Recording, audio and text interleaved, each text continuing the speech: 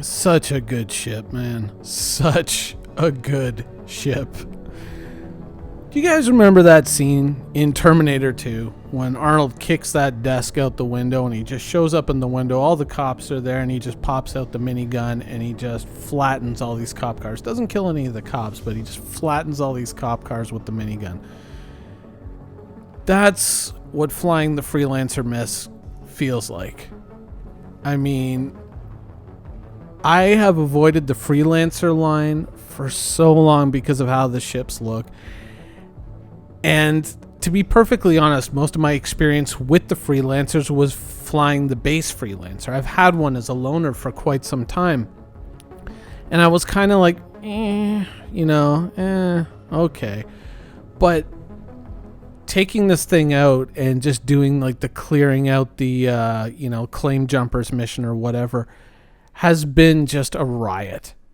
Absolute riot. And when I first picked up the Freelancer, I was just like, you know what, I'm going to give it a chance. I'm going to, kind of heed some of my own advice because, it's the same thing I went through with EVE Online and stuff like that. It's like, I look at the ship and I go, that ship looks kind of terrible. But then you actually fly it and you play it and you start to love it because it's ugly, but also because it's good. And the Freelancer Miss is really, really good. Certainly, when you think about the price tag on something like this, which is less than some of the fighters out there, for everything that you get in this package, certainly we've been talking about this recently with fighters and their limitations. I mean, this is just a damn good ship. It's just a damn good ship. And I left the audio in that whole portion untouched in the beginning just because the sound of the guns, just the stock guns that come with it are just so incredible. I want to kind of experiment around a little bit more stuff, but there is one kind of funny little error that I did run into that I wanted to talk about. Because I don't know, maybe other Freelancer pilots have had the same thing happen to them.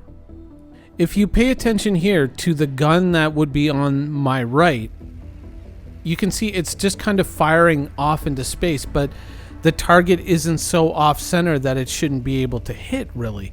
And I don't know, like maybe this is just an experience thing or whatnot, but it seems like that seems to happen with the guns. Now you can see it off to the left, which is weird because the target's, and now all of a sudden it works again. You see what I mean? And then it goes off to the left. So I've been having this really weird error. So I don't know if that's like a visual display bug because the enemies still seem to be dying, or if that is some kind of a malfunction with the ship. My current feeling is that it's a visual display bug, that one of the guns is kind of teetering off to the side, but yeah, I tried changing fire modes, just slapping the R key, going to, kind of auto gimbals to just fixed to manual gimbals.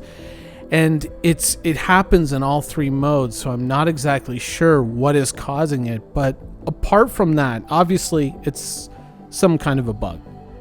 And it's going to be something that's going to be resolved over time. But I gotta say, in all honesty, the Freelancer Miss is, as far as I've played with it now, and I've got maybe, I don't know, probably 10-15 hours flying this thing so far, it's a great value for the money. It really, really is. I mean, if you're sitting there and you're looking at a hangar full of fighters and you're thinking like, maybe I can kind of get rid of one or two of these, this is a good ship. This is a very enjoyable ship to fly. But on to bigger and better things. Now, Calling All Devs was back, of course, and they're talking about a lot of things, and there's there's already some really great summary videos out there, but the one thing, or the two things that I really kind of pulled out of this that I got really excited about was, one, the possibility of night vision being implemented in the game. And now some of you may not have seen the earlier video that I did about this. I think it was over a year ago. Is that night vision is something that is already kind of part of the Lumberyard engine. A lot of kind of FPS engines already have this kind of built in. It's a feature that you can turn on and off. And so the idea that, one of the things that they had kind of mentioned was the idea of using this kind of with a helmet as it, perhaps being something native to one type of helmet over another, or just a feature that you can add on to a helmet. I'm not sure exactly how that's all going to work, and I don't think CIG is either. That's not a slight, by the way. It's just, it sounds like it's something that they're looking at beyond the horizon right now, and something that they would like to do. But at least, they are acknowledging the issue, I think, and acknowledging the difficulties that come with landing a ship, especially on the dark side of a planet, which, had been acknowledged before. Certainly after 3.0 came out, the first interview with Aaron Roberts and Jared, they talked about the problem of landing, and he made some kind of comments about changing the landing lights, or the brightness of certain landing lights, and I guess the area that they cover on certain ships, but it never really kind of fully answered the problem of flying around, especially at low level in the dark. So this is something that I think is going to benefit a lot of ships, not just fighters, but also ships that land troops on the ground, from your Valkyrie to your Cutlass Black. So hopefully this is a feature that will generate enough excitement that we may see it sooner rather than later. Now, another feature that they talked about, and of course we talked about this last week, was the problem of landing a ship, right?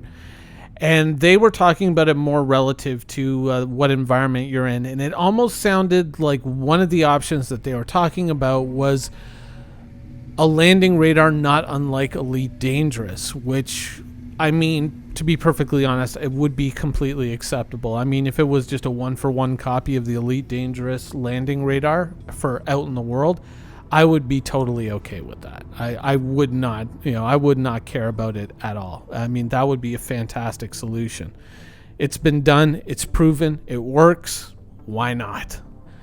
But, obviously, it's going to be something that takes time to implement. One of the other things that they talked about, and certainly something that is important along those lines, is kind of not just like a sea level sort of altimeter reading, but an actual kind of like ground radar altimeter. So, what it tells you is what your average altitude is above what is considered normal ground height. But if you're thinking about any obstructions on the ground or a mountain or something that goes above and beyond that, and not being able to see it on your radar, that's something that is not ideal. And it was weird because they were talking about, that's something that we're looking at, not in the not too distant future, seemed to be the indication that I got from them. But oddly enough, like when they were talking about it, I couldn't help but feel that, at least in the Gladius, and I believe it was also a feature when I was flying around in the Prowler,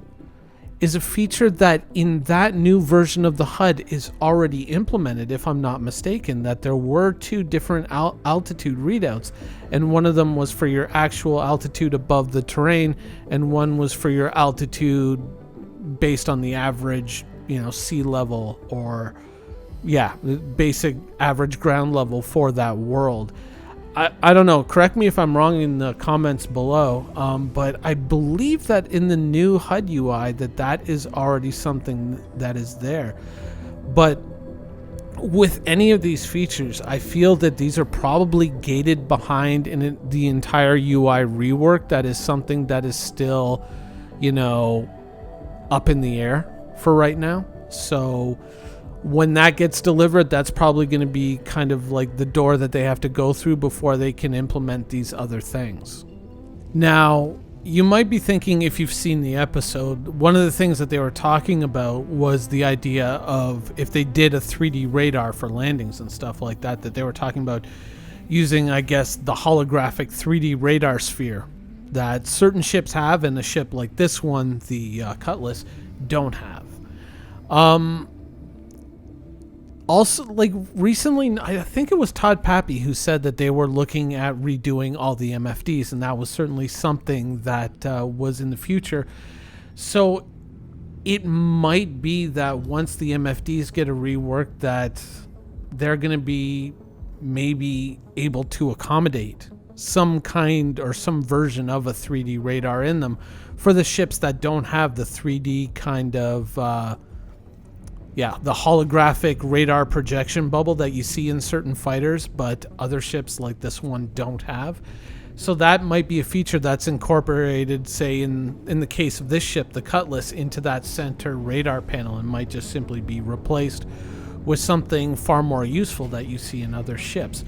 So even though that was something that at first I kind of went like, uh-oh, some of the ships don't have that radar, it is something that with the rework of the MFDs, we may end up getting by default in all the other ships that don't have that feature. So it's not something that I'm overly, concerned with. But, once again, we are talking about things that CIG has kind of acknowledged, but that seem to be gated behind other forms of progress. So ultimately, when are we going to see some of these much needed things or tools in the game?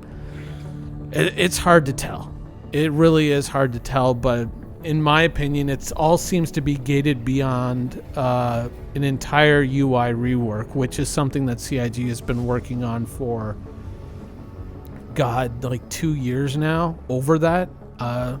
So when are we going to see it? It's probably going to be something that gets delivered along with Squadron 42 would be my guess, fingers crossed. But then again, Squadron 42 2020 ?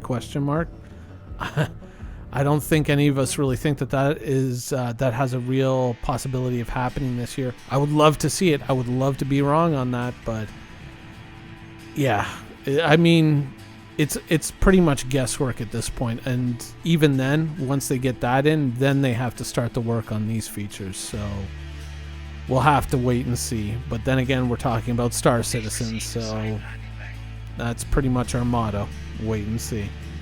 Anyways, I hope you enjoyed the show, and thanks for watching.